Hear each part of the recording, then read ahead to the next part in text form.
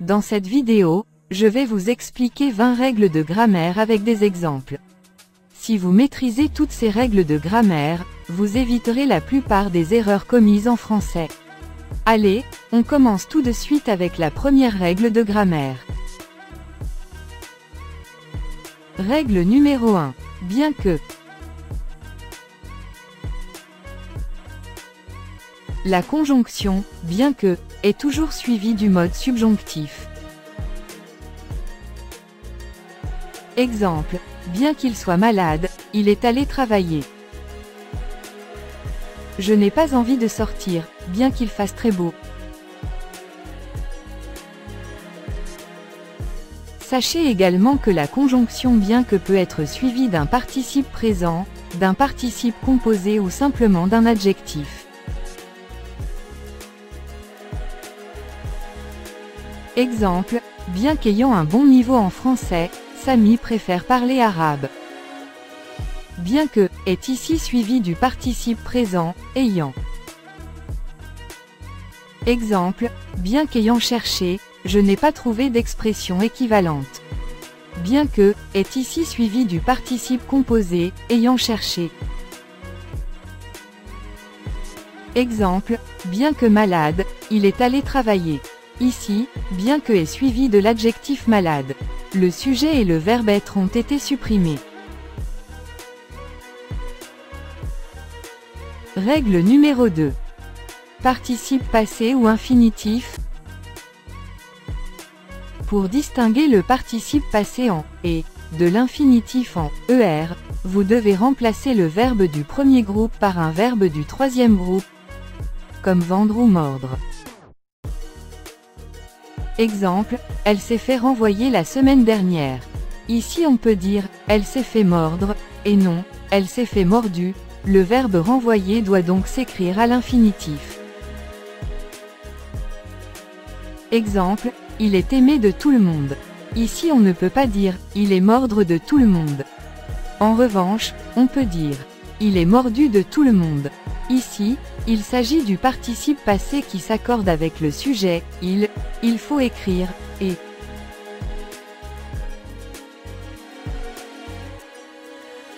Règle numéro 3. L'accord d'un nom après un nombre. En français, le pluriel commence à 2. Par conséquent, tout ce qui est inférieur à 2 s'écrit au singulier.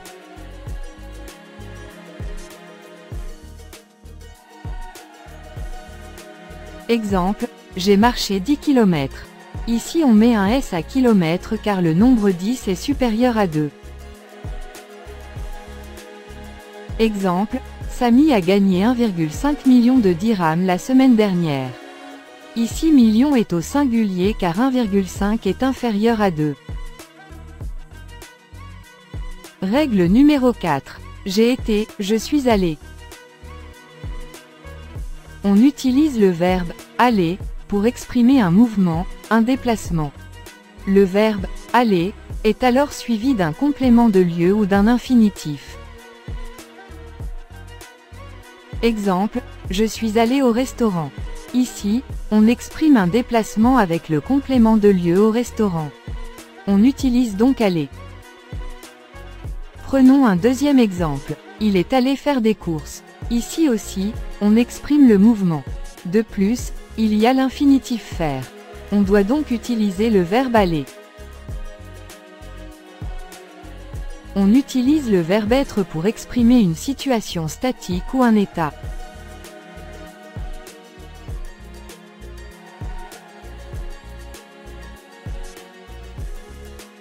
Exemple, j'ai été malade la semaine dernière.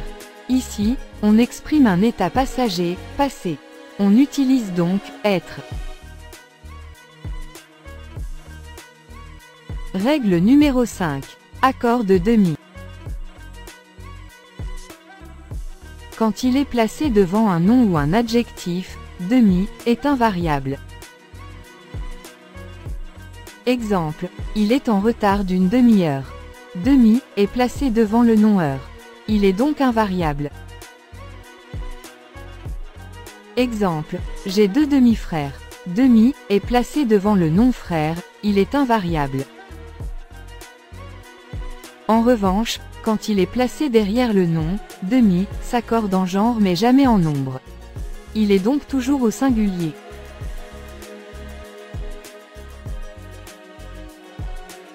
Exemple, le train a 2h30 de retard. Demi est placé après le nom heure, il s'accorde donc en genre mais pas en nombre. Exemple, il a pris 3 mois et demi de vacances. Demi s'accorde en genre avec le nom masculin mois mais pas en nombre. Règle numéro 6. L'orthographe du verbe appeler. Si vous entendez le verbe « appeler » avec le son « e », comme dans « je », vous devez l'écrire avec un seul « l ».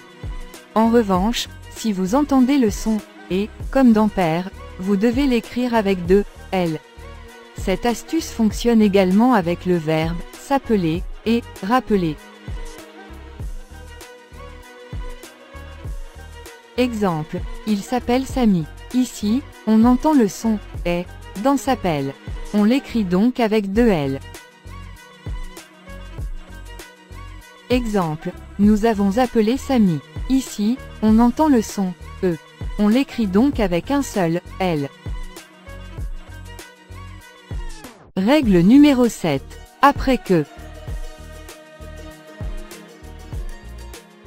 Contrairement à avant que qui demande le subjonctif, la locution après que est suivie de l'indicatif. Exemple, vous pourrez commencer après que vous aurez rempli ce questionnaire. Après que introduit ici une action future. Cette action aura lieu avant celle de la principale.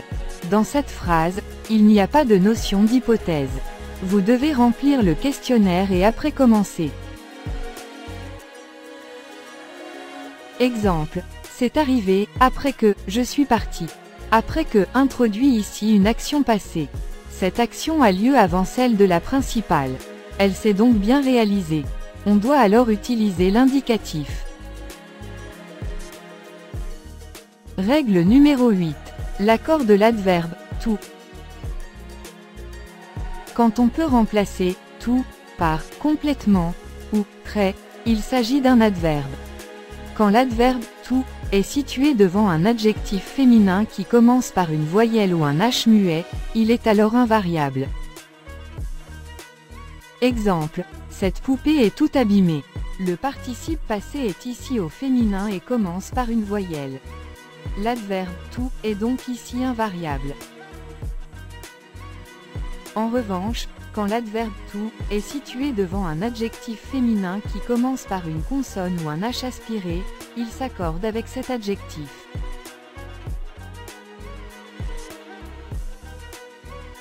Exemple, cette poupée est toute neuve. L'adjectif féminin « neuve » commence par une consonne. L'adverbe « tout » s'accorde avec ce dernier. Règle numéro 9. L'accord des adjectifs de couleur. Quand un adjectif désigne une couleur et une chose à l'origine de sa couleur, il est alors invariable. Exemple, Chad porte des chaussures marron. Marron est une couleur mais également le nom donné à des fruits marronniers. Marron ne s'accorde pas. Exemple, Chad a mis des chaussettes orange. Orange est une couleur mais aussi le nom d'un fruit. Orange, ici ne s'accorde pas. Attention, il y a quelques exceptions à cette règle. Châtain, écarlate, fauve, incarnat, mauve, rose, pourpre, vermeil et violet. S'accordent.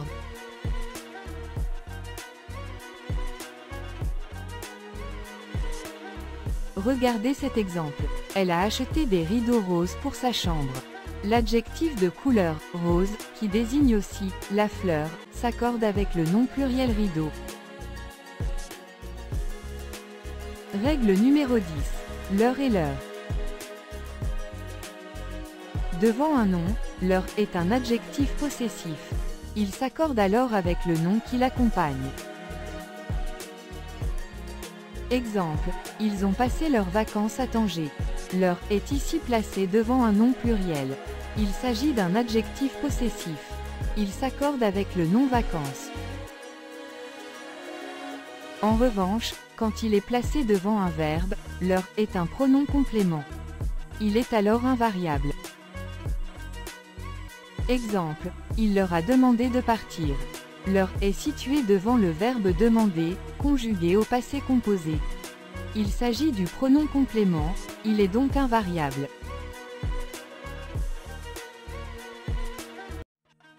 Règle numéro 11, accord de « fait » et « laisser ». Quand les participes passés, fait et laisser, sont suivis d'un infinitif, ils sont alors invariables. Exemple, ils se sont fait critiquer. Le participe passé, fait, est placé devant un infinitif. Il est alors invariable. Exemple, les rideaux qu'ils ont fait installer sont très beaux. Le participe passé, fait, est encore placé devant un infinitif. Il est invariable même si le COD que, mis pour les rideaux, précède le groupe verbal. Règle numéro 12, l'accord de 20 et de 100.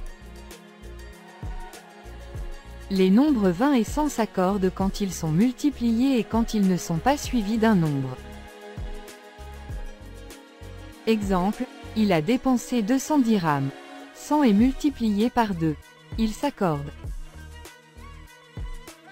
Elle a fêté ses 84 ans. 20 est suivi du chiffre 4. Il ne s'accorde pas même s'il est multiplié.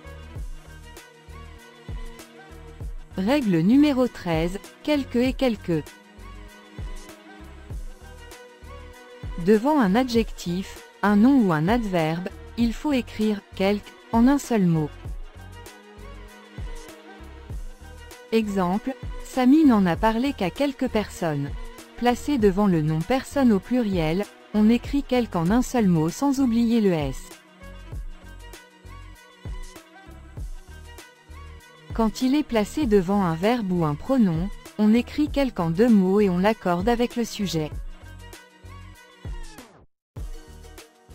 Exemple, quel que soit le prix de cette maison, je ne l'achèterai pas.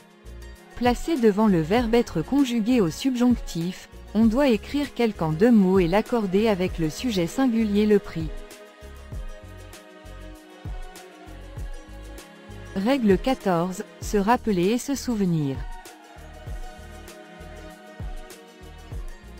Le verbe « se souvenir » se construit toujours avec la préposition de, tandis que le verbe « se rappeler » se construit toujours sans préposition. Exemple, elle se le rappelle.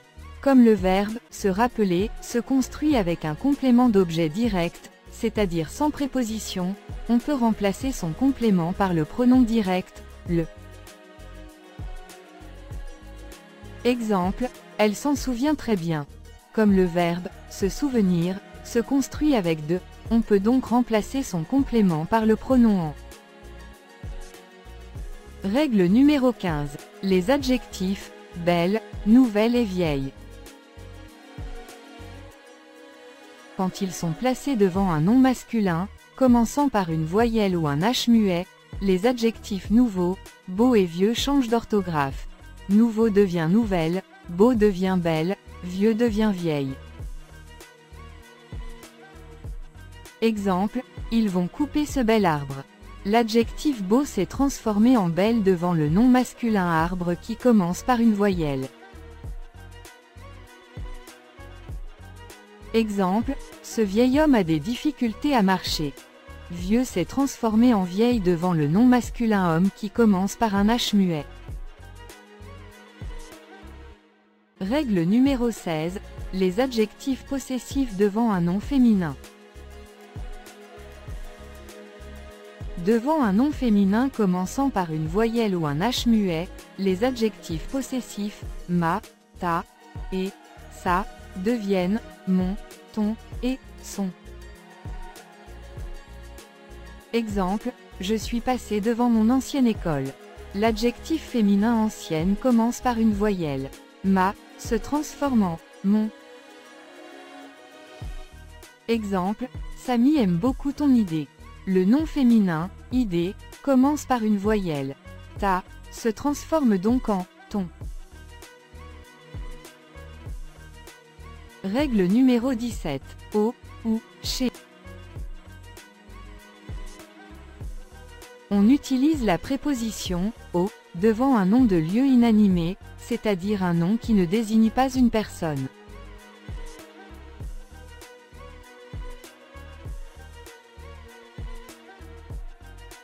Exemple, il est allé au garage. Garage est un nom de lieu inanimé, on utilise la préposition au. On utilise chez devant un nom de lieu qui désigne une personne. Si ce nom de lieu est un nom de profession, un pronom ou encore un nom propre, on utilise la préposition chez. Exemple, je vais chez le coiffeur. Ici, coiffeur désigne un nom de lieu qui fait référence à une personne. On utilise donc chez. Règle numéro 18, la règle MBP. Devant les lettres M, B et P, la lettre N se transforme en M. Pour se souvenir de ces trois lettres, pensez au joueur de football Mbappé. Exemple, j'ai emporté ton manteau par erreur. Dans le verbe emporter, la lettre N est devenue M devant la lettre P. Attention, il y a 5 exceptions à cette règle. Bonbon, bonbonnière, bonbonne, embonpoint et néanmoins.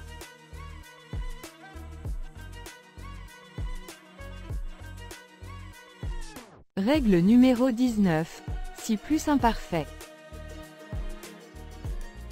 En effet, pour exprimer une condition ou une hypothèse, on n'utilise jamais de conditionnel après un si hypothétique. Pour formuler une hypothèse, vous devez respecter la concordance des temps. Je vous conseille de mémoriser ces 3 hypothèses. Pour parler d'une hypothèse sur le futur, vous devez utiliser si plus présent plus futur. Exemple, s'il fait beau demain, j'irai à la plage. Ici, si plus présent plus futur. Pour parler d'une hypothèse sur le présent, utilisez si plus imparfait plus conditionnel présent. Exemple, si j'étais riche, je voyagerais partout dans le monde. Pour parler d'une hypothèse sur le passé, utilisez si plus que parfait plus conditionnel passé. Si j'avais su, je ne serais pas venu. Si plus que parfait plus conditionnel passé. Règle numéro 20. Visiter et rendre visite. Le verbe visiter s'utilise pour un lieu. On visite une ville, un pays ou un musée. Exemple, je suis allé visiter Fès. Fès est une ville. On visite une ville. Exemple, il a visité le musée du Louvre. Le Louvre est un musée. On visite un musée. Avec une personne, on utilise le verbe rendre visite à quelqu'un. Exemple, Chad a rendu visite à ses oncles. Cependant, on peut également rencontrer l'expression visiter une personne. Quand on visite une personne, on fait référence à une personne malade ou en souffrance. Exemple, le médecin visite ses patients. Un autre exemple, elle a visité les prisonniers au centre de détention.